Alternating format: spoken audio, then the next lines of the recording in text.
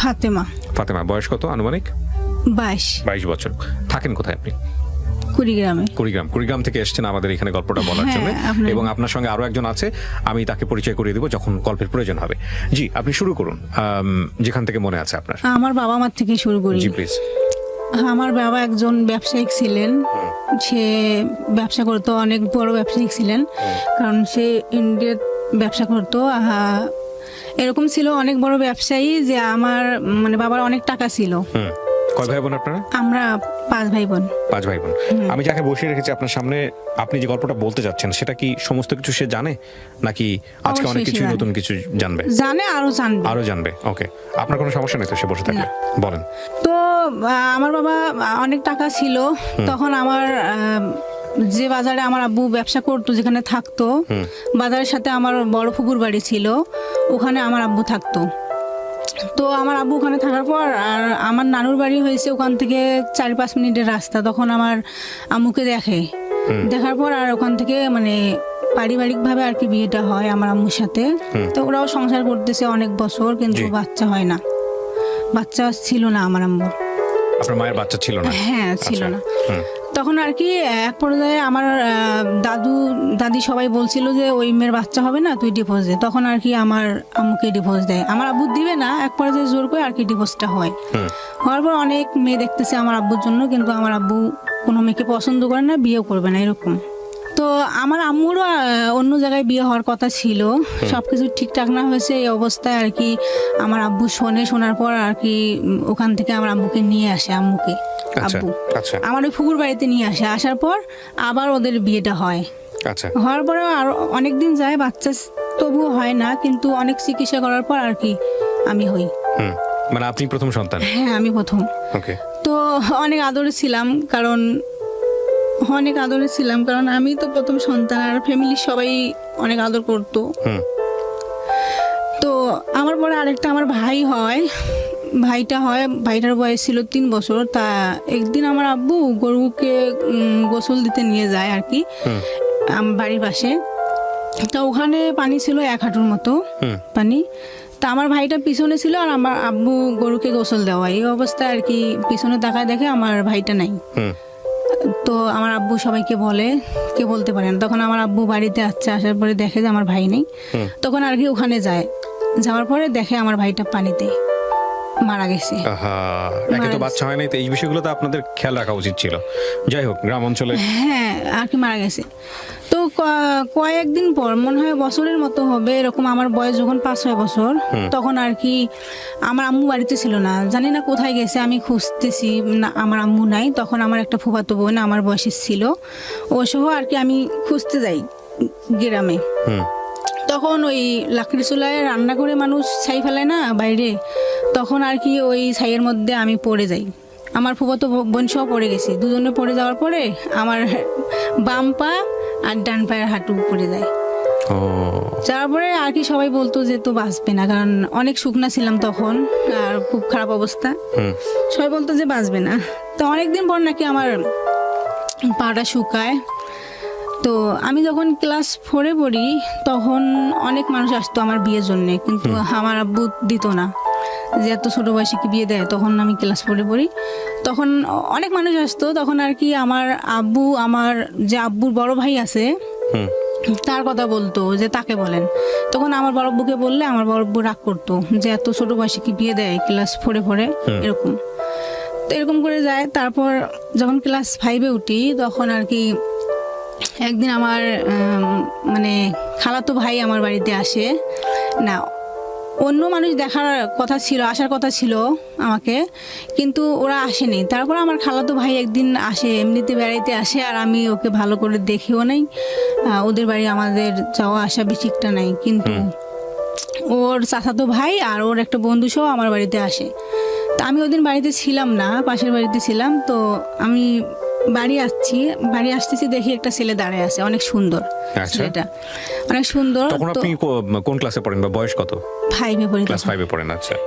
তা আমি ছেলেটাকে দেখে অন্য দিকে গেছি, আবার ছেলেটা আমার সামনে দাঁড়িয়েছে। তখন আমি এসে রান্নাঘরে ঢুকছি, তখন ছেলেটা আসি দরজার সামনে দাঁড়িয়েছে। তো আমার খালাতো ভাই, কিন্তু তো আমি ভালো করে চিনতাম না ভাইয়া, তখন আর কি ওরা খাওয়া দাওয়া করে চলে যায়, আমি আবার আমার ফুবির বাড়িতে যাই বেড়াইতে। তখন আমার বাড়ির থেকে আবার বারবার ফোন দিতেছে যে ওকে আসতে বলো। তো আমি আসলাম, দেখলাম যে না, অন্য মানুষ দেখতে আসবে আমাকে, এই জন্য আর কি ফোন দিতেছে বারবার। ক্লাস 5 এ থাকা অবস্থায় আপনার বিয়ের সাথে ঠিক করতেছে? দিবে না, ওইরকম করে আসতে চায়, এখন কি করবে? আমি দেখার এমন আছি, জন্যে? আমি বাড়িতে আসি, হুট করে মানুষ আসছে, দেখে গেছে, আবার প্রস্তাব দেয় বাড়িতে, এরকম ছিল। এত ছোট বাচ্চাকে? হ্যাঁ এরকম ছিল আমার ওদিকে, এইরকম ভাইয়া। আচ্ছা, তারপর? হ্যাঁ, তো ওই মানুষগুলো আসার কথা ছিল, তো আমার আব্বু বলতো যে না, তো আসার কথা ছিল, এই জন্য বলতেছে যে আসেন। তখন আমিও আসলাম আমার ফুফুর বাড়ির থেকে।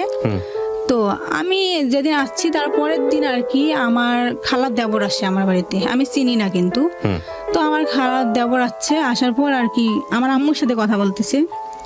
ওই দিনও আমি বাড়িতে ছিলাম না। তখন আর কি আমার আম্মু দেখি বলতেছে যে না, আমার মেয়েকে আমি দিব না, ওকে আমি দিব না, ওই রকম করে বলতেছে। আমি জানি না ওর বাবা আসুক। তখন আর কি আমার আব্বু বাড়িতে ছিল না, তখন লোকটা সারাদিন আমার বাড়িতে ছিল। তারপর আব্বু আসছে, আব্বুকে বললো, আমার আব্বু বললো যে না, আমরা দিব না।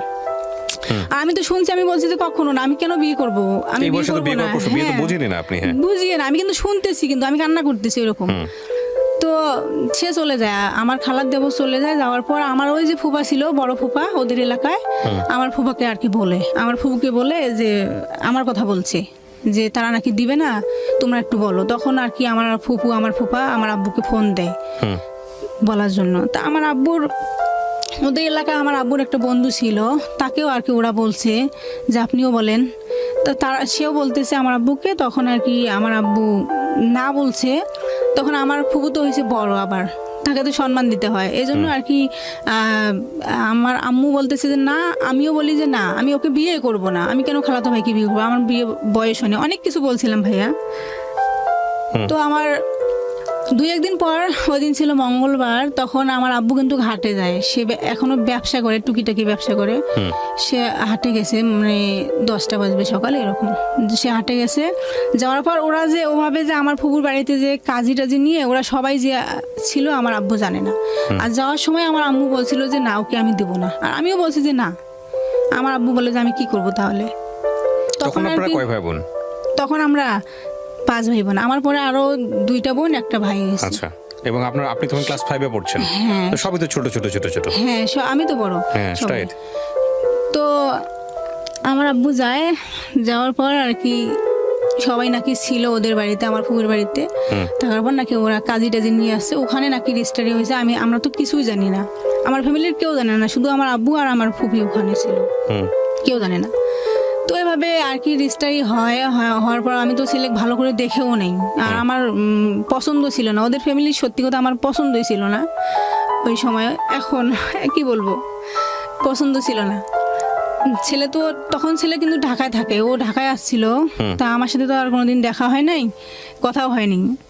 তো একদিন আমার যে বড় খালা আছে, তার সাথে আবার ও কাজ করতো একসাথে। তখন আর কি একদিন আমার চাচাতো বোনের হাজবেন্ড আসে আমার বাড়িতে। তখন দুলা ভাইয়ের কাছ থেকে আর কি ওর ফোনটা নিয়ে আমার ওই খালাতো ভাইয়ের নাম্বারে আমি ফোন দিই। দেওয়ার পর আর কি আমার ভাইয়াটা আমার আম্মুর সাথে কথা বলতেছে, আর বলতেছে যে তুমি আর জায়গা পাও নাই, এখন দিছো, বয়স হয়নি, অনেক কিছু বলতেছে যে। তা আমার আম্মু বলে যে আমি কি করব, আমি কিছু বলতে পারবো না। তখন আর কি আমার সাথে আবার কথা বললো আমার ভাইয়াটা, বলতেছে যে তুই কি হারুনের সাথে কথা বলবি, এভাবে বলতেছে। তা আমি বলছি যে না।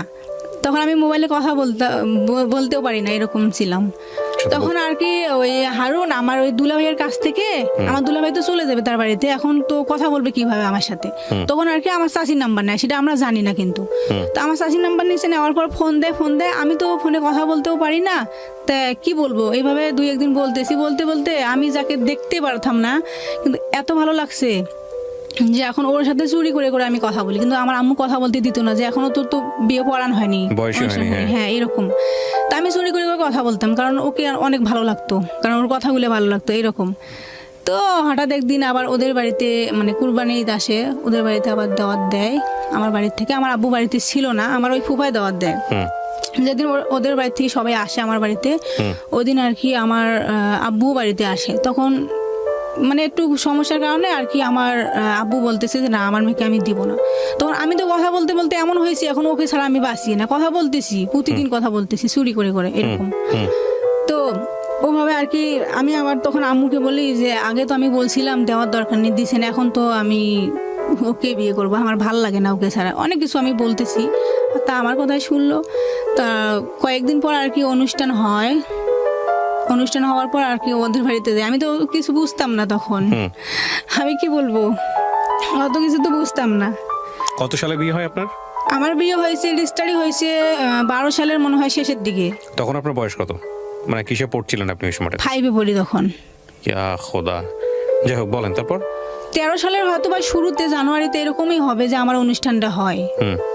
তা আর কি ওদের বাড়িতে যাই, আমি তো কিছু বুঝতাম না ভাইয়া, অনেক কিছু বুঝতাম না, আমি কিছুই বুঝতাম না। তো এমন কি যে শ্বশুর বাড়িতে তো কাজ করতে পারতাম না, রান্না বাড়ি অনেক কিছু কাজ আছে আমি করতে পারতাম না। এই নিয়ে আবার আমার যে আব্বু আমাকে অনেক ভালোবাসতো, সে আব্বু এমন হয়েছে যে তাদের কথাই শুনতো, আম্মুও তাদের কথাই শুনতো যে কেন কাজ করবে না, মেয়ে বিয়ে দিছি কেন কাজ করবে না, এরকম বলতো। তো আমি কাজ করতে আসলে পারতাম না, কারণ অনেক মানুষের রান্না টান্না আমি করতে পারতাম না। তো ওইভাবে ও চলে যায়, বিয়ের পরে ও চলে যায়। তখন আমি আমার বাড়িতে আসি আর যাইতে চাই না। তখন আমার আম্মু ওদের জন্য অনেক মার মারছিল, অনেক মার খাইছি আমি, কেন আমি যাই না। কারণ তখন তো ওদের কথাই শুনতো, আমার কথা কেউ শুনতো না, বলে যে ওরা ভালো, তুই কাজ করিস নাকি, অনেক কিছু বলতো। তো ওভাবে আর কি 7 মাস হয়, বিয়ের 7 মাস হয়। তখন আমার হাজবেন্ড বলে যে ওদের বাড়িতে বলে যে আমি ওকে নিয়ে আসবো ঢাকায়। ও গাজীপুরে থাকতো। আচ্ছা, গাজীপুরে কি করতো? সোয়েটারের কাজ করতো। সোয়েটারের কাজ করতো, ওকে। তারপর তখন আমার বাড়িতে ও বলে যে আমি ওকে নিয়ে যাব, কারণ এত কথা ভাল লাগে না, নিয়ে যাব। তো আমার বাড়ি থেকে ঢাকা আসতে দিবে না, যে একটা মেয়ে যদি ঢাকায় যায় নাকি সম্মান থাকে না ওদের, ওদের বাড়ির থেকেও এই কথা বলে। তখন আমার হাজবেন্ড এখন কি করবে, ও নিয়ে আসবে এরকম। তো ওর কাছে তো টাকাও ছিল না, আমার মা 2টা দুল দিছিল, ওই দুল মানে বিক্রি করছি 4,000 টাকা বিক্রি করে আর কি ওকে দেই। তখন ও আমাকে নিয়ে আসে ঢাকায়, হ্যাঁ নিয়ে আসে। তখন এখন তো রুম নিয়ে ওখানে থাকতেছি, আবার একা একা আমি কি করব, জীবনে আসিনি, কি করব আমি, ছোট মানুষ। তখন আর কি আমি ওকে বলি যে তুমি আমাকে যে কোনো একটা জব নিয়ে দাও, আমি জব করব।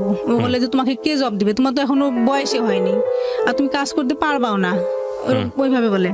তখন আর কি আমি জোর করে এক পর্যায়ে আমি একটা জব নিয়ে দেয়, আমি যাই 10-12 দিন কাজ করার পরে আমি অফিসে না সোয়েটারের লিঙ্কিন না জানি কি বলো ওইরকম একটা কাজ ছিল। 10-12 দিন করার পর আমি আর পারি না, তখন ও বলে যে তুমি পারবা না, তুমি বাসায় থাকো। তখন তো বিয়ের প্রায় 9 মাস হয়ে গেছে। তখন আমি বলি যে আমি তো শুনছি, বুঝি না, কিন্তু শুনছি যে বিয়ে হলে নাকি মেয়েদের বাচ্চা হয়, এরকম বুঝতাম, কিন্তু আমার তো বাচ্চা হইতেছে না। তখন আর কি আমার হাজবেন্ড এক ডাক্তারের কাছে নিয়ে যায়। ওখানে যাওয়ার পর আর কি উনি আমার মুখে শুনে ওষুধ দেয়। 3 মাস ওষুধ খাইছি। বিয়ের কয় মাস পরের ঘটনা এটা, বা কয় বছর? 9 মাস। 9 মাস পরেই আপনি ছোট একটা বাচ্চা, আপনি 10-11 বছর থাকতাম, ভালো লাগতো না। আমি মনে করছি যে আমার তো বিয়ে হয়েছে এখন, এইটা বুঝতাম। তো আমার হাজবেন্ড ওখানে বলে ওষুধ দেয়, আনি দেয়, আমি খাইতেছি, কিছু হয় না। তখন ওখান থেকে আরেক ডাক্তারের কাছে আর কি নিয়ে যায়। উনিও আমার মুখে শুনতেছে আর ওষুধ দিতেছে, বলে যে তোমারই তো সমস্যা এরকম। তো আমি খাইতেছি, ওভাবে 6 মাস গেছে। যাওয়ার পর আর কি এখন আমার একটা কথা ভুলে গেছি যে আমরা যখন বাড়ির থেকে আসি, আমার শাশুড়ি কিন্তু বলছিল তুমি এই বাড়িতে উঠতে পারবা না, উঠলে তোমার পা ভেঙে দেবো, এরকম বলছিল। ওই যে আমাকে নিয়ে আসছে ঢাকায়, একটা মেয়ে মানুষ কেন ঢাকায় যাবে? এখন যে আমরা বাড়িতে যাবো, কেন ঢাকায় যাবে, মানে এত এই পরিমাণ কুসংস্কার আপনাদের এলাকায়। তখন এখন আমি কিভাবে বাড়িতে যাব? এখন যদি বাড়িতে যাই, ওকে উঠতে দিবে না, আমাকেও। তখন আর কি আমরা 6 মাস চিকিৎসা করার পর আর কি বাড়িতে যাই। যাওয়ার পর আমাকে বাড়িতে রাখে না, ওর চাচার বাড়িতে রাখে। রাখার পর তারপরের দিন আর কি আমার শ্বশুরের হাত পা ধরতে হয় দুজনে, তারপরে আমার আর কি বাড়িতে থাকি এরকম। এখন সবাই বলতেছে যে বিয়ের তো 1 বছর হয়ে গেছে, আর ওদের ফ্যামিলিতে আবার বাচ্চা পছন্দ করে, এখনো করে, যে 1 বছর তো হয়ে গেছে, তা হইতেছে না কেন? এখন কবিরাজের কোনো অভাব নেই, অনেক জায়গায় গেছি কিন্তু হইতেছে না, সবাই বলে হবে হবে, হয় না। তখন আমার হাজবেন্ড বলে যে আমি আরেক ডাক্তারের কাছে নিয়ে যাই, ওটা ছিল গাইনি ডাক্তার। ওখানে যাই, যাওয়ার পর উনিও আবার মুখে শুনে বলে যে এখনো তোমার বয়স হয় নাই, হবে সময় আসলে হবে, এভাবে বলে। তা উনিও ওষুধ দিল, খাইলাম, কিছু হয় না। তখন আর কি প্রায় 1-1.5 বছর মনে হয় পার হয়ে গেছে এরকম। তখন আমি আরেক গাইনি ডাক্তারের কাছে যাই। ওখানে যাওয়ার পর আর কি উনিও আমাকে টেস্ট দেয়, দেওয়ার পরে বলতেছে যে তোমার মানে সমস্যা আছে কম, বেশি একটা সমস্যা নাই, তুমি ওষুধ খাও ঠিক হয়ে যাবে। তখন আর কি উনি ওষুধ দেয়, ওখানেও আমি খাই, হয় না। তখন আর কি আবার হারবালের চিকিৎসা নেই, আবার কুমিরাজি, কিচ্ছু হয় না। প্রিয় শ্রোতা, আমরা এই জায়গাটায় ছোট্ট একটা বিরতি নেব এবং বিরতির পর আমি যেখানে হারবালের চিকিৎসাটা নেই, ওই ডক্টর 5-6 মাস চিকিৎসা করার পর হইতেছে না, তখন বলে যে আমি ভালো একটা ডাক্তার আছে আমার কাছে, ওখানে নিয়ে যাব।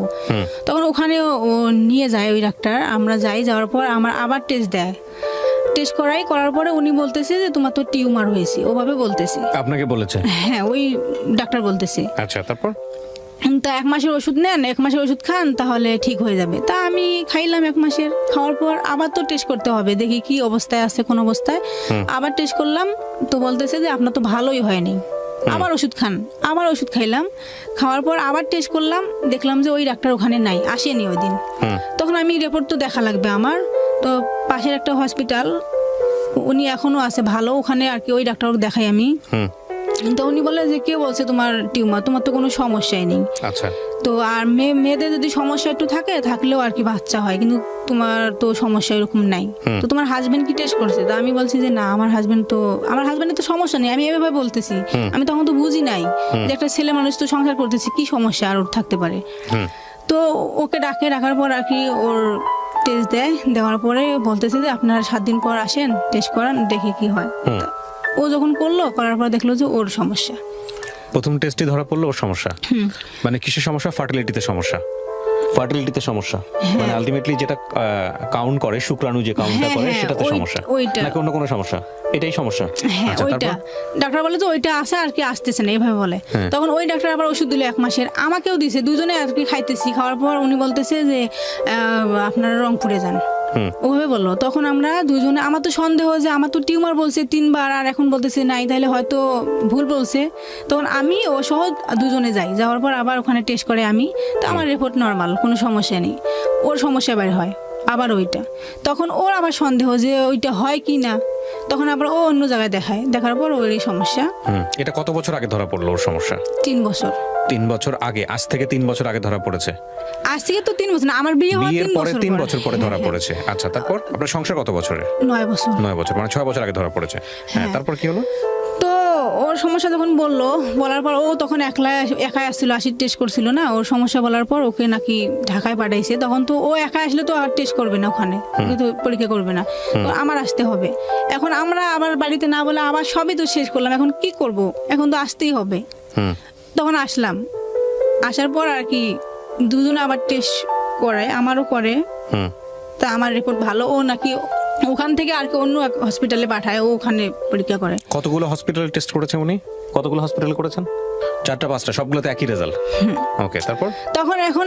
এখন রিপোর্ট যখন দুজনকার আসছে, তখন আমার তো সমস্যা নাই, বলতেছে যে আপনার সমস্যা এখন তো আপনার এজোস্পার্মিয়া না জানি কি বলে, এইটা সমস্যা আপনার তো এরকম আসতেছে না, এখন ওখানে নাকি ব্লক আছে, এরকম বলতেছে যে ব্লক আছে, এখন IVF টেস্ট বেবি নিতে হবে। আমরা তো ওইসব বুঝতাম না, তখন বুঝিনি। তখন আর কি উনি বললো, তা আমরা বললাম যে কিরকম খরচ? তখন বললো যে 3 থেকে 3.5 লক্ষ টাকা হবে।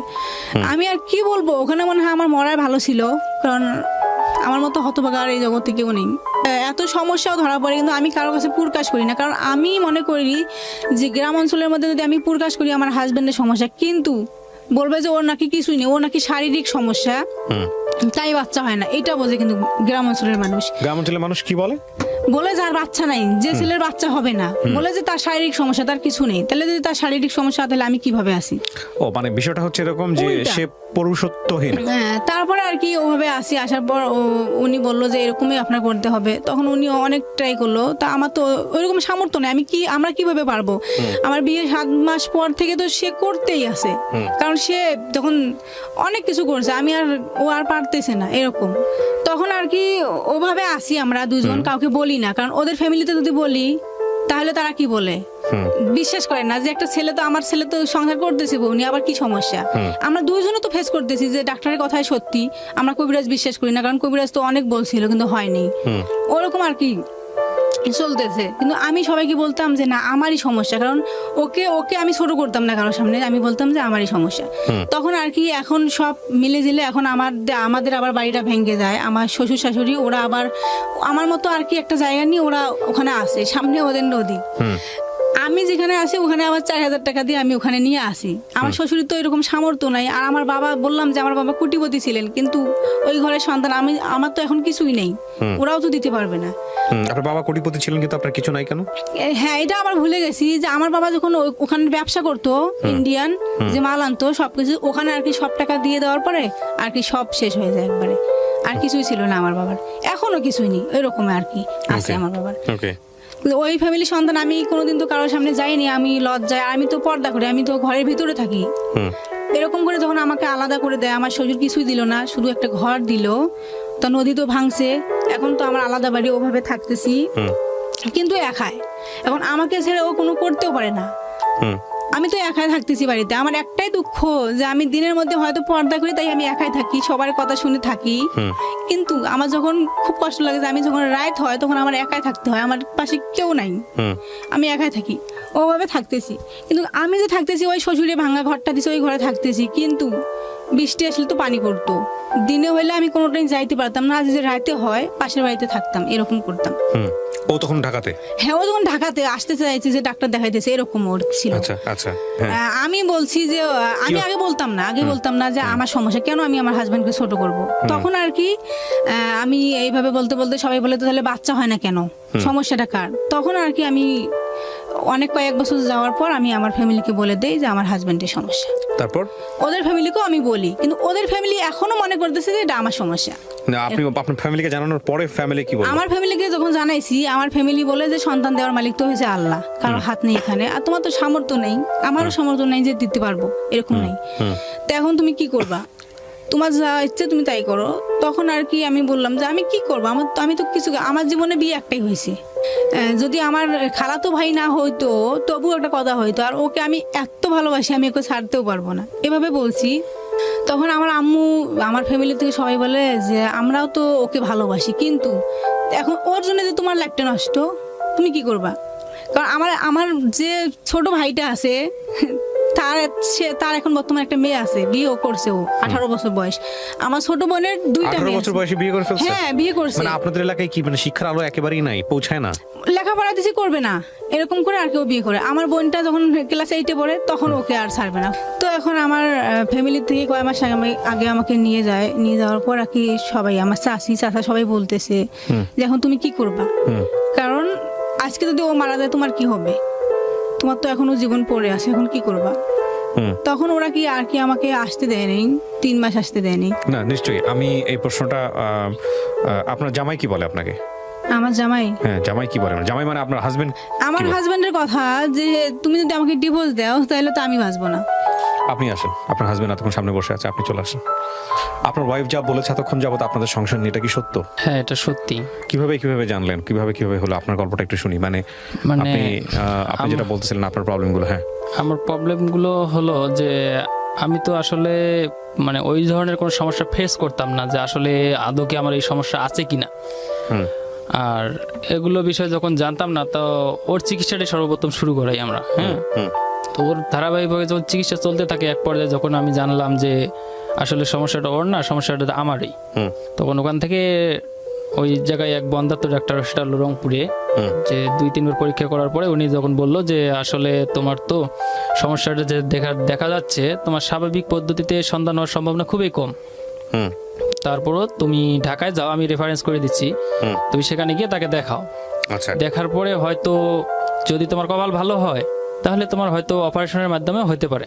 আচ্ছা। আর যদি না হয় তাহলে অন্য পদ্ধতি আছে, তুমি সেখানে যাও, যে তাদের সাথে কথা বলো। ওকে। তো তখন আমি ওখান থেকে ওকে নিয়ে চলে আসি। আসার পরে তখন আমি কাজ করি হলো ঢাকা কেরানীগঞ্জে। যখন ওকে নিয়ে ঢাকায় আসি তখন কেরানীগঞ্জে, তখন ওখানে একটা রুম নেই, আমি রুম নিয়ে ওখান থেকে পরে ওকে নিয়ে ঢাকায় আসি। আসার পরে তখন উনি ওকে একটা পরীক্ষা দেয়, আর আমারও পরীক্ষা দেয়, 3টে পরীক্ষা দেয় আমাকে। 3টে পরীক্ষা দেয়, তা বললো যে একটা পরীক্ষা আমাদের হসপিটালে হবে না, সেটা মোহাম্মদপুর থেকে করে আনতে হবে। তারপরে আমি ওর পরীক্ষাটা ওখানে করাই, পরে আমার 2টা পরীক্ষা ওই হসপিটালেই হয়, আর একটা পরীক্ষা ওখান থেকে করে নিয়ে আসি। পরে আসার পরে এখন যে রিপোর্ট দেখার পরে উনি বলতেছে যে আপনার যে হরমোন টেস্টটা করা হয়েছে এটাতে দেখা যাচ্ছে আপনার শুক্রাণু যেটা মানে স্পার্ম সেটা তৈরি হচ্ছে, কিন্তু যে কোনো কারণে বাধাগ্রস্ত, মানে ভাঁজ ডিফারেন্স যেটাকে বলে আর কি, ডাক্তারি ভাষায় নাকি থাকে, সেখানে কোথাও বাধাগ্রস্ত আছে। আচ্ছা, সে কারণে তোমার স্পামটা পাস হতে পারছে না, মানে শরীরে প্রডিউস হচ্ছে কিন্তু ইরেকশন হচ্ছে না। হ্যাঁ, ইরেকশন হতে পারতেছে না। আচ্ছা, এটা তোমার প্রবলেম। তা এখন আমি ভাবলাম যদি আমার এটাই প্রবলেম হয় তাহলে আমার এখন উপায় কি? তখন উনি বললো যে এর উপায় আছে। তা আমি বললাম কিভাবে সেটা? তা বলতেছে যে আমাদের যে এখন আধুনিক চিকিৎসা, এটা বাংলাদেশে এখন অ্যাভেলেবল হচ্ছে, সেটা হলো আইভিএফ। তা আমি বললাম যে আইভিএফটা কি, এটা তো বুঝতাম না। তা উনি বললো আইভিএফটা হলো যে আমরা যখন কোনো পুরুষের এই ধরনের সমস্যা পাই, স্বাভাবিক পদ্ধতিতে হয় না, তখন আমরা ওই পুরুষটার থেকে সিমেন্স কালেক্ট করি আর কি, স্পাম। আর ওই মেয়েটার থেকে আমাদের আর কি যেটা বলে ওভামা, ডিম্বাণু, এটা দুটো সংগ্রহ করে আমাদের মানে ফার্টিলিটি করে, বাইরে ফার্টিলিটি করে, তারপরে এটা আর কি ওমে প্রবেশ করায়, হ্যাঁ, ইউটেরাসে প্রবেশ করায়, প্রবেশ করানো হয়। তো এটাতে শুধু ওই পুরুষটার স্পাম গ্রহণ করা হয়। যদি সেটা পুরুষের না থাকে সেক্ষেত্রে আমরা সেটা করি না। তা ভাবলাম যে তাহলে এটার পিছনে ব্যয় কত হবে? তো ওনারা বলতেছে যে এটার পিছনে তো ব্যয়বহুল, কারণ এটা চিকিৎসায় অনেক ব্যয়বহুল। যদি তোমাদের ইচ্ছা থাকে তাহলে তোমরা করতে পারো। তা বললাম কত হতে পারে? যে 3 থেকে 3.5 লক্ষ টাকা খরচ পড়বে, তবে পার্সেন্টেজ 1/3। রাইট, সেই জায়গাটায় আমি যেতে যাচ্ছিলাম যে পার্সেন্টেজ 1/3 মানে 3 ভাগের 1 ভাগ। সফলতা হতেও পারে, নাও হতে পারে, এবং না হওয়ার সম্ভাবনাটাই বেশি। তা বললাম যদি প্রথমবারে না হয় তাহলে যে আবার দ্বিতীয়বার করতে হবে, একই প্রাইস পড়বে, একই প্রাইস। তা বলতেছে যে দ্বিতীয়বার করে, তা বলতেছে যে তাদের মধ্যে যারা ইয়ং পার্সন, তাদের পার্সেন্টেজ 50+ হতে পারে। যদি এদের বয়স 30-এর নিচে হয় তাহলে এদের পার্সেন্টেজ 50+ হতে পারে। যখন গড় হিসাব পড়ে যায় তখন নাকি 1/3 পড়ে যায়। তা বললাম যে তাহলে যে আপনি বললেন যে মানে, ওনাকে প্রশ্ন করলাম যে আপনি তো বললেন যে আপনার স্পাম তৈরি হচ্ছে, হয়তো কোথাও বাধাগ্রস্তর কারণে আসতে পারতেছে না, তাহলে তো অপারেশনের মাধ্যমে করা সম্ভব। তা বলতেছে অপারেশন করে অনেক সময় হয়, আবার নাও হয়, এই জন্য আমরা ওইদিকে যাইতে চাচ্ছি না। তা আমি ভাবলাম যে তাহলে ঠিক আছে, আমরা পরামর্শ করি, যেহেতু আপনি বলছেন আমরা পরামর্শ করি। তারপরে আসার পরে উনি আবার বলল যে যদি এত টাকা খরচা যদি না করতে চান, অন্য পদ্ধতিতে করতে চান, সে ব্যবস্থা আছে। যাই হোক, সে পদ্ধতিটার কথা আমি নাই বলতেছি আর কি। সেটা বলবো কি, বলা যাবে? শিওর, বলেন। হ্যাঁ, যে ডোনারিজম। আচ্ছা, তা ডোনারিজম, তা আমি বললাম যে এটা কিভাবে? যে ওটা অন্য পুরুষের থেকে কানেক্ট করে আপনার অন্য পুরুষের স্পাম নিয়ে আলটিমেটলি সেটাকে ফার্টিলাইজ করে, ওটা ফার্টিলিটি করবে। সেটা হলো আইইউআই পদ্ধতিতে। ওটার খরচ নাকি স্বল্প। যে ওদের স্পাম কালেক্ট করে ওটা আইইউ পদ্ধতিতে তার জরায়ুতে প্রবেশ করাবে। তা আমরা বললাম যে না, আমরা তো ওইভাবে নেব না, কারণ সেটা তো ইসলামেও বৈধতা আছে কিনা জানি না, তখনও জানতাম না। তা বললাম যে না, আমরা ওইভাবে নেব না। তাহলে আপনারা দেখেন কি করবেন। ওকে প্রিয় শ্রোতা, ছোট পরে ওখান থেকে আসার পরে এখন আমি চিন্তা করতেছি যে আচ্ছা, যদি ওইভাবে হয়, একবার করার পরে দ্বিতীয়বার, প্রথমবারে না হলে দ্বিতীয়বার আবার করতে হবে, তাহলে আবার বললো যে তোমার স্পাম তৈরি হচ্ছে, আসতে পারতেছে না, তাহলে এর যদি কোনো চিকিৎসা থাকে তাহলে আমি সেই দিকে আগেই দেখি একটু। রাইট, তখন আমি অন্য একটা হসপিটালে যাই। যাওয়ার পরে ওখানে এক ডাক্তারকে দেখাই। তো উনি বলতেছে যে ঠিক আছে, তৈরি হচ্ছে, এখন আসতে পারতেছে না। কেন আসতে পারতেছে না? এদিকে তুমি দেখো আগে, তুমি তো এইভাবে দেখাও। যদি তোমার পরীক্ষায় দেখা যায় যে তোমার যে একটা নাকি সার্জারি এখন হয়, যে ল্যাপোস্কোপি সার্জারি, যে তোমার যদি কোথাও বাধাগ্রস্ত থাকে, ল্যাপোস্কোপির মাধ্যমে সেটা সারা সম্ভব, তাহলে তোমার মানে স্বাভাবিক পদ্ধতিতেই সন্তান হওয়া সম্ভব। তা আমি বললাম তাহলে এখন কি করতে হবে? তো উনি অনেকগুলো পরীক্ষা দিল, প্রায় 20-25 হাজার টাকার উপরে। তা ওই মুহূর্তে আমার কাছে আরো অত টাকা নাই। তা আমি আর পরীক্ষাটা করাইলাম না করায় আসার পরে তারপরে এখন ভাবলাম যে এখন এদিকে যাব না এদিকে যাব। আমি 2 দিকে পড়ে গেলাম। আসলে যদি এদিকে যাই তাহলে তো এদিকে পার্সেন্টেজ তো নাই, আবার যদি এদিকে যাই এদিকে হবে কিনা সেটাও সন্দেহ। 2 দিকে পড়ে গেলাম। তা এখন ওই অবস্থায় রাখলাম কিছুদিন, যে না এখন আর যেদিকে একই সব দিকে তো টাকার প্রয়োজন। আর আমি তো বিবাহের 7 মাস থেকে শুরু করে যে চিকিৎসা করতেছি সব তো আমার উপর দিয়েই। আর আমার একটা সমস্যা, আমি সবসময় কাজ করতে পারতাম না। একটা হলো সমস্যা, আমার হাত পা প্রচুর ঘামে। যে এখনো বসে আছে, আমার হাত প্রচুর ঘামতেছে পানি, এই জন্য আমি সব ধরনের কাজ করতে পারতাম না। যখন সোয়েটারের কাজ করছিলাম তখন ওই নিটিং মেশিন চালা আমার জন্য খুব কষ্টকর হতো। তো আমি যদি রাত্রে মেশিন রেখে আসতাম, সকালে গিয়ে দেখলাম যে ওখানে আয়রন জমে একবারে মেশিন পুরো জাম হয়ে থাকতো।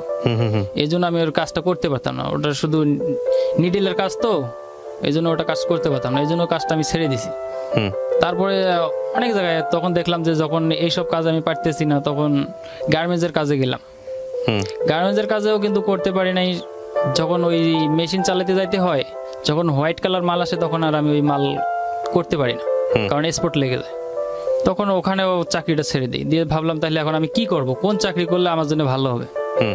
তখন ওখান থেকে আমি চলে যাই, মানে যে আমাদের যে সিমেন্ট কোম্পানি আছে না, শাহ সিমেন্ট, ওখানের এক সর্দারের কাছে গিয়ে মানে ওখান থেকে আর কি লোড আনলোডের চাকরিটা নেই। মানে ওখান থেকে মনে করেন পুরো ঢাকা শহরে রাত্রে গাড়িতে আসি, আর দোকানে দোকানে মাল দেওয়া, এইভাবে সেল করি।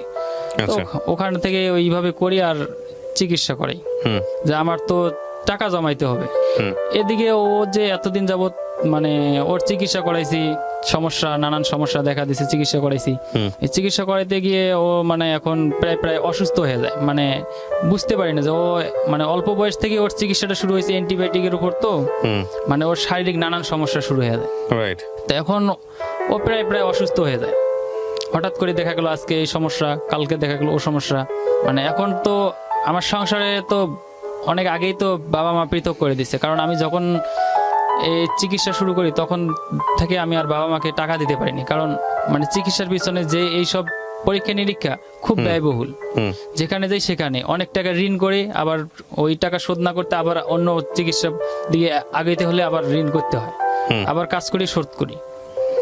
এদিকে বাবা মা তেমনটা প্রেশার দিত না, কারণ বুঝতো যে ও তো চিকিৎসার পিছনে ব্যয় করতেছে, এই জন্য দিতে পারে না। আমার বড় ভাই সে মনে করেন পরে আর কি সংসারের দায়িত্বটা নিচে এখনো আর কি আছে। তা যখন আমি ওই সাংসারিক দায়িত্ব তখন টাকা পয়সা দেই না, এই কারণে তারা বলতেছে তুই তো সাংসারিক পিছনে কিছুই দিতেছস না, তাহলে তোকেও পালতে হয়, তোর বউকেও পালতে হয়, তাহলে তুই পৃথক হয়ে খা। তো পৃথক হয়ে খাবো ঠিক, এখন তো ওই অবস্থায় পৃথক করে দিলে আমার তো আমি শূন্য, কারণ আমার তো ওই অবস্থায় নাই দেখে আমাকে পৃথক করে দিতেছে। যখন আমি পৃথক হয়ে যাই তখন ওই দিন মানে আমার বলতেছে যে তোকে কিছুই দেবো না, যে ঘর আছে থাকার ঘর সেটাও দেবো না। থাকার ঘরটা যদি আমাকে না দেয় তাহলে আমি থাকবো কোথায়, আমার তো বউ নিয়ে থাকতে হবে। তারপরে অনেক মানে চাচা টাচারা বসার পরে তখন বললো যে ঠিক আছে ওকে ঘরটা শুধু দেওয়া হবে, আর কিছু দেওয়া হবে না। আচ্ছা।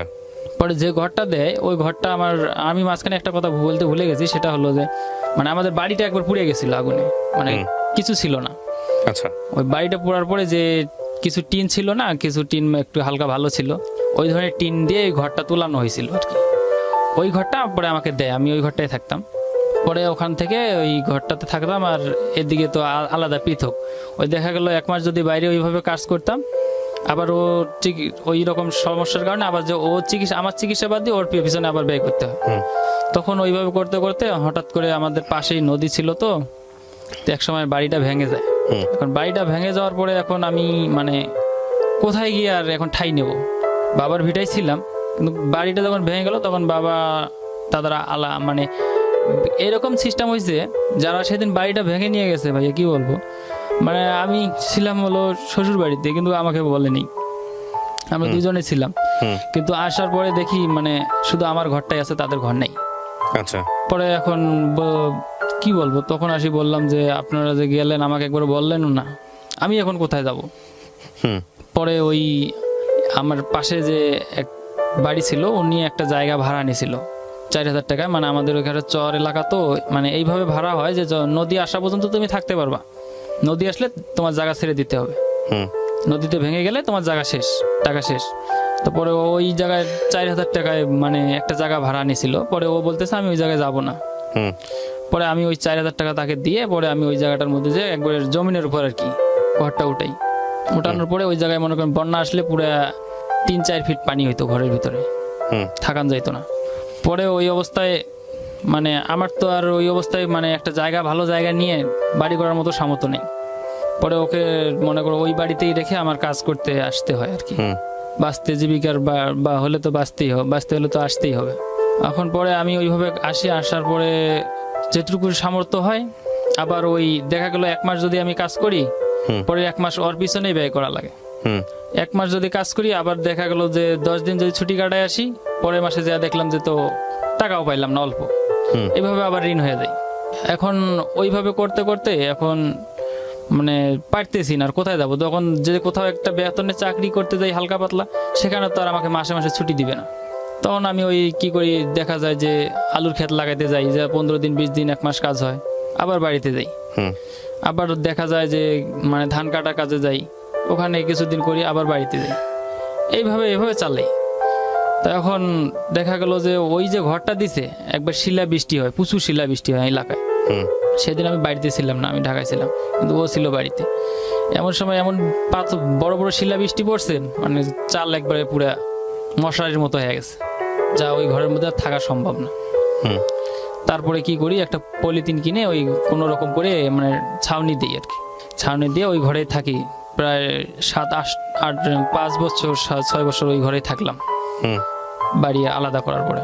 তো এখন বলতেছে যে ও বলতেছে আমি একলা বাড়িতে থাকি, অনেক সময় মানে বাজে ছেলেপেলেরা মানে কিছু খারাপ সিদ্ধান্ত নেয় আর কি। আচ্ছা, এখন কথা হচ্ছে যে আমি আপনার গল্পটা পুরোটা শুনলাম, আমি আমার জায়গা থেকে কয়েকটা বিষয় বলি। একটা যেটা হচ্ছে যে আপনি এখন কি করেন? আমি এখন মানে যেখানে আছি এটা কনস্ট্রাকশন সাইডে আছি আর কি। কত টাকা পান আপনি ওখান থেকে মান্থলি?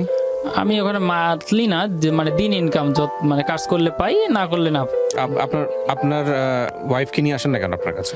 এখন আমি যেখানে আছি এখানে তো রুম ভাড়া অনেক টাকা, আর আমি যে টাকায় চাকরি করি আর ওই টাকা দিয়ে এখানে রুম ভাড়া নেওয়া সম্ভব না। আপনারা দুজনেই গার্মেন্টস করেন, দুজনেই গার্মেন্টসে কাজ করেন, সমস্যা কোথায়? ও তো অসুস্থ এখন, ওর যে এখন সমস্যাটা দাঁড়াইছে, ও মানে মাথার সমস্যা নিয়ে ব্যস্তেছে না, মানে মাথাটা ওর মানে পুরো মাথাটা। প্রথম কথা হচ্ছে দেখেন, এখানে আমি একটা কথা বলি আপনাদেরকে। আপনি যদি মনে করেন যে একটা মানুষের প্রতি আপনি অন্যায় করতেছেন, যে আপনার সেই সুযোগটা নাই, সেই সামর্থ্যটা নাই, কিন্তু তার জায়গা থেকে তার বাচ্চার শখ আছে এবং সেটা তার অধিকার, সেটা যদি আপনি মনে করেন যে না, সেটা আপনি ঠিকমতো পারতেছেন না, সেটা আপনি অ্যাফোর্ড করতে পারবেন না, কোনোভাবেই কোনো দিক থেকে পারবেন না, তারপরও আপনি তাকে কেন ধরে রাখবেন? আপনি আমাকে এই প্রশ্নের উত্তরটাকে দেন।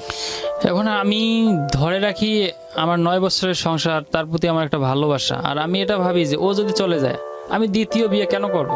আর দ্বিতীয় বিয়ে করলে তো সে মেয়েটার লাইফটাও নষ্ট হয়ে যাবে।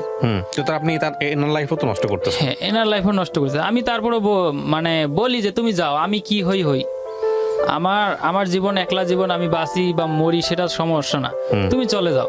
তো ও বলে যে 9 বছর যাবত তোমার সংসার করলাম আমি, এখন যদি আমি এই 2 দিনকে দুনিয়াতে তোমাকে ছেড়ে যদি আমি সুখের জন্য যদি কোথাও যাই, পাবো টাকা, পাবো ধন, পাবো সবকিছুই পাবো, কিন্তু মানে এখন যদি তো যে আমি ওই সুখের জন্য যাই, কিন্তু তোমার তো অনেক কষ্ট হবে না, আমি তো তোমাকে ভালোবাসি।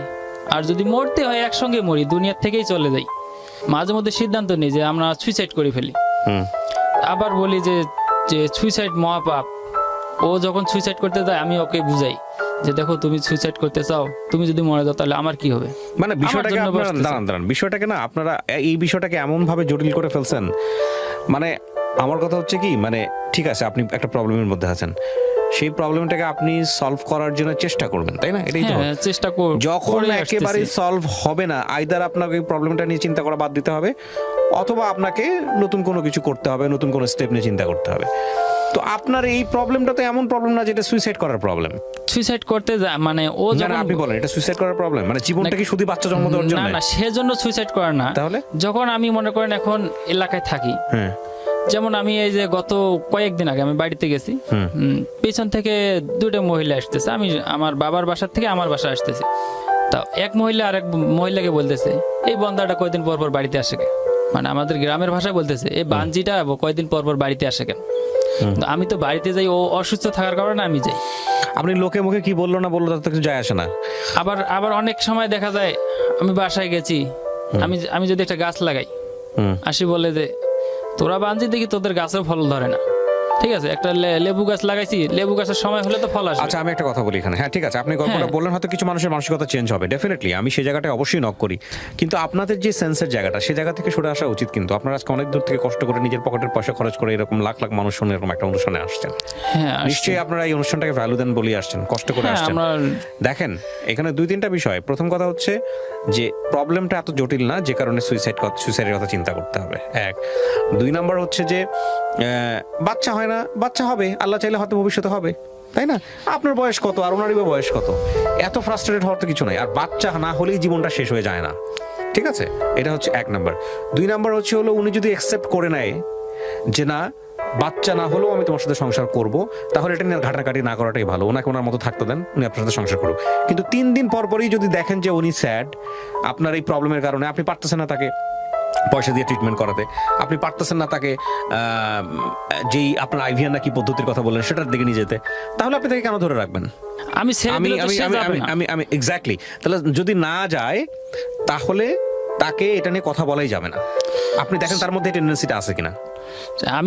আমি বলি, কিন্তু মানে আমি ওকে বলি যে তুমি অন্য কোথাও যাও। না না না, আপনি আমাকে এই প্রশ্নটা উত্তর দেন, অন্য যাও কোথাও যাওয়ার প্রশ্ন পরে। আপনার ওয়াইফের নাম কি? ফাতেমা। ফাতেমা। আপনার নাম? হারুন। হারুন। ফাতেমাকে আপনি এটা বলছেন, সে আপনাকে ছেড়ে যাবে না সেটাও বলছে, হ্যাঁ। তাই না? কিন্তু ফাতেমা আপনার সামনে এই বিষয়টা নিয়ে ফ্রাস্ট্রেটেড হয়, হতাশ হয়, কষ্ট পায়। হ্যাঁ, কষ্ট পায়, কষ্ট আমাকে পায়। বলে। আচ্ছা এখন তাহলে ফাতেমাকে আপনার এই জায়গাটায় নিয়ে আসতে হবে যে ফাতেমা, আমার সামর্থ্য নাই, আল্লাহ আমাকে দেয় নাই, এটা এখানে মানুষের কোনো হাত নাই, কোনো দিক থেকে সামর্থ্য নাই। তুমি যদি এটা অ্যাকসেপ্ট করতে পারো, তুমি যদি মনে করো যে না ঠিক আছে আমার লাইফে কোনো বাচ্চা কাচ্চা হবে না হারুনের দ্বারা, অ্যাকসেপ্ট করলে আমার সাথে খুব স্বাভাবিকভাবে সংসার করতে হবে। স্বাভাবিকভাবে, আমি শব্দটা আবারও বললাম, স্বাভাবিকভাবে সংসার করতে হবে, এটা আমাদের ধর্মেও আছে। তুমি যদি কোনো মানুষের অপরপক্ষ মানে বৈবাহিক সম্পর্কের বিষয়ে বলা হয়েছে, তুমি যদি দুর্বলতা জানো, উইকনেস জানো, সেটাকে ক্ষমা করে তার সাথে থাকো। আর যদি না ক্ষমা করতে পারো তাহলে তাকে বারবার তুমি খোঁটা দিতে পারবে না, বারবার তাহলে তুমি তাকে নিয়ে আলোচনা করতে পারবে না।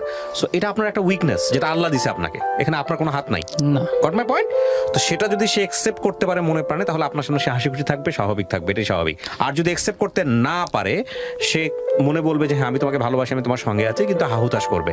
ওই হা হুতাশ আপনাকে ফ্রাস্ট্রেটেড করবে, ওই হা হুতাশ আপনাকে নর্মাল লাইফ থেকে অনেক দূরে সরে দেবে, যেটা আপনার ক্ষেত্রে হয়েছে। আমি কি বুঝাইতে পারছি? ঠিক আছে। সো ঠিক আছে, পর আর কোনো কিন্তু নাই। আপনি আজকে অনুষ্ঠানে আসেন না, আপনি কি করবেন আমাকে এটা বলেন। মনে করেন অনুষ্ঠান হলো না, রেকর্ড হচ্ছে, প্রচার এখন হলো না।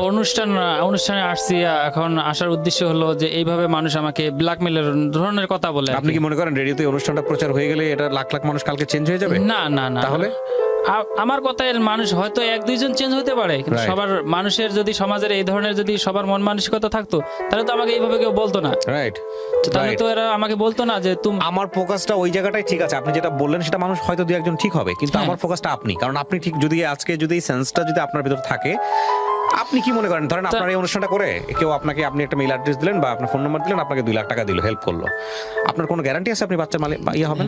না, হতে কোনো পারে গ্যারান্টি যদি নেই। আল্লাহ আপনার চায়। 2 লাখ, আপনার 2 কোটি টাকা থাকলেও আপনি অনেক সময় হতে পারবেন না, আল্লাহ যদি না দেয়। হ্যাঁ, তারপর তাহলে পয়েন্টটাতে বোঝার চেষ্টা করেন হারুন। আমি একটা কথা বলি এখানে, যদি হয়তো বা আমরা মানুষের দোয়া আর সবকিছুই তো আল্লাহ তাআলার ইচ্ছে, এখানে কারো হাত নেই। হয়তো আমার ফার্স্ট এডও হয়ে যেতে পারতো যদি আমি একবার চেষ্টা করে দেখতে পারতাম, তাও তো জীবনের আক্ষেপটা দূর হইতো আমার, যে না আমি চেষ্টা করছি, আল্লাহ তাআলা আমাকে দেয় নাই। 28 আপনার বয়সের আরো 40 বছর পরে আছে আপনার শেষ চেষ্টা করার জন্য, তো আপনি এখন এত ফ্রাস্ট্রেটেড তার কেন? মধ্যে একটা কথা আছে, সেটা হলো যে আমি যেটা আপনার বললাম যে ওয়াইফের বয়স কত? ওর আপনার বয়স অর্ধেক। 22। না হিসাবে তো আপনি যখন 22 বছর বয়স, 21-22 বছর বয়স, তারও তো আপনি যদি ফার্টিলিটির কথা চিন্তা করেন তার তো কোনো প্রবলেম নাই, সে 30-32 পর্যন্ত আরো 7-8 বছরে ইজিলি ট্রাই করতে হ্যাঁ, পারবে। 7-8 বছর ইজিলি ট্রাই করতে পারবে, কিন্তু এখন যে ওকে রেখে আমি ঠিক মতো কাজ করতে পারতেছি না। একটা হলো পয়েন্ট আমার হলো এটা, যে ওকে রেখে যে আমি ঠিক মতো একটানা যদি কাজ করতে পারতাম, তাও একটা চেষ্টা ছিল। আর দ্বিতীয় কথা হলো, আমি যেখানে আসি, যে জায়গাটা ভাড়া জায়গাটা, এখন হয়তো মানে যে সামনে যে বন্যাটা আসতেছে, সর্বোচ্চ এই বন্যাটা পর্যন্ত থাকা যাবে। শোনেন হারুন ভাই, আমি একটা কথা বলি, এই কথাগুলো যদি মানুষ শোনে না, আপনাকে যে বললেন না যে টিস করে, আপনাকে আর লক্ষ লক্ষ মানুষ টিস করবে। আপনি একজন 28 বছরের একটা ছেলে, না আমি পয়েন্ট আগে বলি, আপনি আমার পয়েন্টটা শোনেন। 28 বছরের একটা ছেলে বাংলাদেশে নিশ্চয়ই কাজ করে একটা বউ পালার মতো যোগ্যতা আপনার আছে। হ্যাঁ, আমি সেটার জন্য কখনো শোনেন আগে বলি না। শেষ করুন। সেটার জন্যই বলতেছি আপনাকে, আপনি এখন পারতেছেন না বিকজ অফ আপনার সিচুয়েশনের কারণে। হ্যাঁ, হ্যাঁ। আপনি যেখানে রাখছেন আপনার বউকে, সেখানে সে আনপ্রোটেক্টেড একটা জায়গায় আছে। হ্যাঁ। আপনি ঢাকা শহরে গার্মেন্টসে আপনি তো কাজ করতে পারেন, আপনি করেন না কেন? গার্মেন্টসে তো আমি বললাম যে আমার সমস্যার কারণে আমি গার্মেন্টসে কাজ করতে পারি না, যে আমার হাত পায়ে প্রচুর ঘাম হয়। কি পাবেন? হ্যাঁ, ছুটি নেই, আমি কি করবো? আমি তো একা বাংলাদেশে বহু ছেলে মেয়ে আছে, বহু হাজবেন্ড আছে যারা গার্মেন্টসে কাজ করে ওয়াইফকে সময় দেয়। আপনি একমাত্র কেস না যদি আপনি করেন। না না, আমি গার্মেন্টসে কাজ রিক্সা করতে চালায়, পারি না। শেষ করি ভাই, রিক্সা চালায়, দিন মজুরি করে, হ্যাঁ আছে না? আমি ওই ধরনের কাজ অনেক করছি। হ্যাঁ, তো তার মানে আপনার তো বাচ্চা কাচ্চা নাই, আপনি বললেনই। আপনি যদি এত কিছু করে একটা মানুষকে যদি চালাতে না পারেন, তাহলে এটা মানুষজন আপনার এই কথা অ্যাকসেপ্ট না করবে না, না। আমি মানুষজন চালার কথা এখানে কখনো বলি না। আমি যত কষ্ট করি, আমি তো যে যতই কষ্ট করি, আমি তো কখনো কারো কাছে হাত পাততে যাই নাই। কারণ আমি এটা বলতে চাচ্ছি যে আমি যে সিচুয়েশনটার মধ্যে আছি বর্তমানে, এখন যদি আমি সামনে একটা জায়গা করে করে যে বাড়িটা করব, যদি ওই দিকে অগ্রসর হই। আপনি কি ওইদিকে অগ্রসর হবেন? আপনার বাংলাদেশের নিজের বাড়ি করতে হলে কি নিজের জমি লাগবে? এরকম সিচুয়েশন বাংলাদেশে সবার আছে না, নিজের জমিটা না, আপনি কি করবেন আমার কাছ থেকে শোনেন। প্রথমত আপনি আপনার ওয়াইফকে আপনার সাথে রাখবেন। কিভাবে রাখবেন? ঢাকা শহরে সেরকম একটা কর্মসংস্থানের ব্যবস্থা করবেন। আপনি চাইলে এখান থেকে বের হয়ে গিয়ে কর্মসংস্থানের ব্যবস্থা করতে পারবেন না, আপনাকে চেষ্টা করতে হবে। আমি আমার কথাটাকে শোনেন, আপনি তো রেডি হয়ে আসছেন আপনি নিজের কথা বলার জন্য। আপনি যদি রিসিভ না করেন আপনি চেঞ্জ করতে পারবেন না। আপনাকে চেঞ্জ করতে হলে আপনাকে রিসিভ করতে হবে, কারণ আপনার মতো শত শত হাজার হাজার কেস আমি জানি, ঠিক আছে? সো প্রথম চেষ্টা হবে বাচ্চা না, বাচ্চার কথা ভুলে যান। প্রথম কথা হচ্ছে বাচ্চা আপনাদের দুজনকে মানসিকভাবে অসুস্থ করে দিছে। হ্যাঁ ঠিক আছে, এটা হচ্ছে আমার পয়েন্ট। হ্যাঁ, বাচ্চা জীবনের জন্য এমন কিছু না যে বাচ্চা না হলে জীবন হেল হয়ে যাবে। আপনারা দুজন মানুষ অসুস্থ হয়ে গেছেন, আপনাদের দিকে তাকানো যাচ্ছে না। আপনারা প্রথম যে কাজটা করেন, আগে বাঁচেন, ঠিক আছে? আর মানুষ কি বললো এটা নিয়ে চিন্তা করেন না। হ্যাঁ, মানুষ আপনার জীবন, আপনি না খেয়ে থাকলে মানুষ আপনাকে খাবার দেয় না? আপনি চুরি করছেন কারো ঘরে? করেন নাই তো, তাহলে সে কি বললো না বললো সেগুলো কিছু চায় আসে না আপনার। সেটা শোনেন, আপনি যেটা করবেন, প্রথম দায়িত্ব হচ্ছে আপনাকে আজকে আমি $1 মিলিয়ন সাজেশন দিচ্ছি। আপনাকে $1 মিলিয়ন সাজেশন দিচ্ছি। আপনি তো 2 টাকা মানুষের কাছ থেকে হেল্প পাওয়ার জন্য হয়তো আজকের এপিসোডে আসছেন, অথবা আসেন নাই, আমি দুটোই বললাম। কিন্তু আমি আপনাকে যে সাজেশনটা দিচ্ছি সেটা $1 মিলিয়ন সাজেশন, কোটি কোটি টাকার চাইতে অনেক দামি সাজেশন। আপনার ওয়াইফকে রাখার চেষ্টা করেন, এটার জন্য আপনার মানসিক শক্তি দরকার। আপনি শুধু এক্সকিউজ খুঁজেন না। আপনি এভাবে চিন্তা করেন, আপনি একটা পুরুষ মানুষ, আপনার 2টা হাত আছে, 2টা পা আছে, একটা মানুষের খাবার রোজগার করতে পারবেন না আপনি, একটা মানুষের আপনি থাকার জায়গা করতে পারবেন না ঢাকা শহরে। এটা কোনো কথা হইলো নাকি? আপনি এভাবে চিন্তা করেন, আপনি কোনো মাঝখানে কোনো এক্সকিউজই দেখাবেন না। আপনি চিন্তা করেন, আপনি চিন্তা করলে আল্লাহ ব্যবস্থা করে দিবে আপনাকে। বুঝতে পারছেন? আপনি যদি মনের দিক থেকে শক্তি রাখেন যে না, আমাকে আমার ওয়াইফকে কাছে রাখতে হবে, প্রথম কথা হচ্ছে এইটা। আপনি তো ওনাকে কাছেই রাখতে পারেন না। বিয়ের পর কয় বছর কাছে ছিলেন? দুজন তো পাশাপাশি ছিলেন না। উনি আপনার জন্য দিনের পর দিন, মাসের পর মাস অপেক্ষা করে বসে থাকে। হ্যাঁ, এবং একটা এরকম একটা বাড়ির মতো থাকে, দেখতে শুনতে মাশাআল্লাহ সুন্দর। তো সে তো অবশ্যই রিস্কে থাকবে, সে তো আপনার কাছ থেকে কিছুই পায়নি, আপনাকে একতরফাভাবে ভালোবেসে যাচ্ছে। তো অবশ্যই আপনি যেখানে আপনার কাজ হবে এমন একটা কাজ খুঁজে পাওয়া, যেই কাজটা করে 2 বেলা 2 মুঠো ভাত একসাথে খাইতে পারেন, অন্তত রাতের বেলা একসাথে ঘুমোতে পারেন, এরকম একটা ব্যবস্থা করা। প্রথম কাজ হচ্ছে আপনার এইটা, আগামী 1 বছরে। তারপরে গিয়ে আপনার বয়স কেবল মাত্র 22, ওনার বয়স কেবল 22 আর আপনার বয়স কেবল 28। এরপরে আপনি টাকা জমান আস্তে আস্তে। জীবনে তার অন্য কোনো এম নাই, বাড়ি করতে হবে, গাড়ি করতে হবে, কার জন্য করবেন? বাচ্চা কাচ্চার জন্য করবেন। ধীরে ধীরে টাকা জমান, চেষ্টা করতে থাকেন। আল্লাহ নিশ্চয়ই এর মধ্যে চাইলে, সবচেয়ে বড় চিকিৎসক তো আল্লাহ। আপনি আল্লাহর কাছে সিজদায় পড়েছেন যে আল্লাহ তুমি দাও, সবসময় চাই, ফাইন, তাহলে ওইটাই আপনার ব্যবস্থা করে দিবে। সো আমি বলি ভাই, আপনি আজকে এখানে অনুষ্ঠানে আসছেন, আপনার আগামী 6 মাসের মধ্যে কাজ হচ্ছে আপনার ওয়াইফকে আপনার নিজের কাছে রাখা, সেটার জন্য আপনার কাজের ব্যবস্থা করা। এই হাত ঘামা কোনো এক্সকিউজ হতে পারে না। হাত ঘামার বাদলে অন্য কোনো কাজ করেন, হাত ঘামা ছাড়া আপনি অন্য কাজ করেন। হাত তো আমারও ঘামে, রেগুলার ঘামে। আমি যখন কিবোর্ডে চাপ করতে যাচ্ছি, আমার কিবোর্ড কিছুক্ষণ পর মুছতে হয়, কিবোর্ড নষ্ট হয়ে যাচ্ছে, ল্যাপটপ নষ্ট হয়ে যাচ্ছে, তো আমি কি কাজ বন্ধ করে রাখছি? সারাদিন আমার ওইখানে কাজ করতে হয়। এটা কোনো এক্সকিউজ হতে পারে না।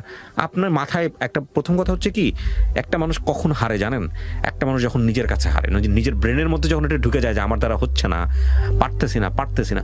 আপনার সবচেয়ে বড় অ্যাসেট হচ্ছে আপনি এরকম একটা খারাপ অবস্থায়, আপনার 2টো পা ঠিক আছে, 2টা হাত ঠিক আছে, আপনি সুস্থ আছেন। হ্যাঁ ইনশাআল্লাহ। আপনি মানসিকভাবে যে পরিমাণ ভেঙে পড়ছেন, মানসিকভাবে আপনি যেই পরিমাণ শক্তি হারাই ফেলছেন, এই জায়গাটায় আপনার আগে চিকিৎসা দরকার। 8-9 বছর ধরে বিয়ের ক্লাস 5-এ পড়া স্টুডেন্ট, বিয়ের 1 বছর পর থেকে শুরু করছেন আপনি তার ট্রিটমেন্ট বাচ্চার জন্য। তার মানে কি পরিমাণ মানসিক প্রেসারে আপনারা আছেন? এই 1 বছর 9 বছর ধরে তো সংসারই করেন নাই, শুধু এই বাচ্চার পিছনে দৌড়াইছেন। হ্যাঁ, যা 9 বছরে যা ইনকাম করছি সব এর পিছনে ঢালছেন। এটা আপনাদেরকে কে বুঝাবে? এটা তো একদম পুরা, মানে এটা কোনো জীবনই হইতে পারে না। সন্তানের আশায় তো করছি, এটা কোনো জীবনই হতে পারে না। আমি কি বুঝাতে পারছি ভাই? সুতরাং আপনার প্রথম কাজ হচ্ছে আপনার ওয়াইফকে আপনার কাছে রাখা। বাড়িও হবে এক সময়, জীবনে একটা মোমেন্ট লাগে মানুষের জীবন পরিবর্তন হওয়ার জন্য। ইফ ইউ বিলিভ, আপনি যদি বিলিভার হন, আপনি যদি আল্লাহ বিশ্বাসী হন, একটা মোমেন্ট লাগে মানুষের লাইফ চেঞ্জ করার জন্য, একটা সিঙ্গেল মোমেন্ট। আপনার যত প্রবলেম আছে আপনি আল্লাহর কাছে বলেন, এগুলো কোনো প্রবলেমই না। আপনি আজকে যে বিষয়টা নিয়ে এখানে আসছেন, হ্যাঁ, আমি দুইটা শিক্ষা নিতে পারি আজকে এই গল্প থেকে, যদি আমি ব্যক্তিগতভাবে এই শিক্ষাটা নেই। একটা হচ্ছে যে আমাদের সমাজে পরিবর্তন দরকার, যে একটা মানুষ বাচ্চা না হলেই মনে করে তার পুরুষত্ব নাই এবং সে সংসার করার যোগ্য না, এটা সম্পূর্ণ ভুল। তাদের এই বিষয়গুলো নিয়ে দুর্বলতা নিয়ে টিকা টিপ্পণী দেওয়া উচিত না, এটা হচ্ছে প্রথম কথা। এই জায়গাটা আমাদের মানসিকতা পরিবর্তন করতে হবে। হয়তো সে কোনো কিছু না মিন করেই কথাটা বলেছে, কিন্তু এতে আপনার কি পরিমাণ কষ্ট হতে পারে, কি পরিমাণ আঘাত লাগতে পারে, সেটা সে চিন্তা করে না। আমি সেটা বুঝি, কারণ আপনি অলরেডি মানসিকভাবে সেখানে দুর্বল। আরেকটা বিষয় যদি শেখার থাকে, সেটা হচ্ছে যে এই বিষয়টা নিয়ে আপনি ব্যক্তিগতভাবে যতটা দুর্বল হয়ে গেছেন, যে বাচ্চা কাচ্চা ছাড়া যে পৃথিবীতে মানে আর কিছু নাই, আপনাদের দুজনের বক্তব্য শুনে যেটা মনে হয়েছে, এটা সম্পূর্ণই ভুল একটা ধারণা। একটা জিনিস, আপনি মরে গেলে আপনার কবরে আপনার বাচ্চা যাবে না? যাবে না, ঠিক আছে, কিন্তু আপনার যাবে আপনার কাজকর্ম, ঠিক আছে, কিন্তু তারপর দুনিয়াতে একটা বাবা ডাক শুনতে ইচ্ছা করে। হ্যাঁ, তো আপনার মতো লোক আর পৃথিবীতে নাই, তারা সবাই সুইসাইড করছে না? সুইসাইড করে নাই, তাইলে? কিন্তু হয়তো তাদের মানে যাদের এরকম আর্থিক সামর্থ্য আছে তারা করতেছে, কিন্তু আমি চেষ্টা রাস্তাঘাটে বাচ্চা করতেছি। ফেলা দেয় মানুষ, জানেন? হ্যাঁ দেয়, কিন্তু ডাস্টবিনে বাচ্চা পাওয়া যায়, এটা জানেন? হ্যাঁ, অনেক সময় তো দেখি পড়ি, দেখেন না? কিন্তু আল্লাহকে বলি যে আল্লাহ বাচ্চাটা ওই জায়গায় না দিয়ে আমাদের ঘরে দিতা। না, এটা কিন্তু বিষয় না, বিষয়টা চিন্তার জায়গাটা অন্যরকম। সিচুয়েশন, আপনি এই সিচুয়েশনে আনহ্যাপি, সে বাচ্চা আসাতে আনহ্যাপি। আল্লাহর কাছে শুকর করেন যে আপনাকে আল্লাহ কোনো না কোনো ভাবে এর মাঝখানেও সুস্থ রাখছে। হ্যাঁ, সুস্থ রাখছে, বিকজ ওই বাচ্চাটা আপনি চাচ্ছেন, বিকজ আপনি ওই জায়গাটায় আনহ্যাপি, আর তার কাছে বাচ্চাটা বার্ডেন হয়ে গেছে।